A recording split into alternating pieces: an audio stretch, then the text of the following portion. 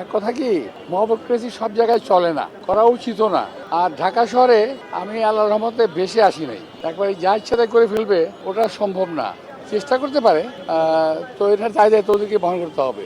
আমার শাহজাহান প্রতীকে আসবে কেন ভাই? আমি কি অপরাধ করছি নির্বাচন করে দাঁড়িয়ে? আমি তো নির্বাচন আজকে থেকে করি না।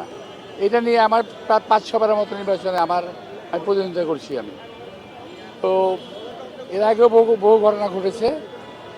তো ওগুলো কোনো বিষয়ে মনে করি না। যারা নাকি একান্তই দুর্বল প্রার্থী, তারা সবল প্রার্থীর বিরুদ্ধে সময় কথা বলবেই। আমি এটাকে খুব একটা গায়ে মাখছি না।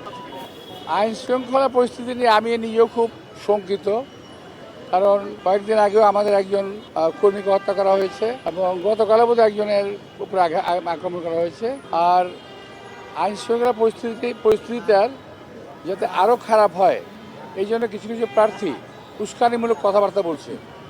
আপনি খেয়াল করে দেখবেন যে আমাদের এই আসনের কিছু কিছু প্রার্থী, তাদের যে কাজকর্ম, তাদের কথাবার্তা অত্যন্ত উস্কানিমূলক।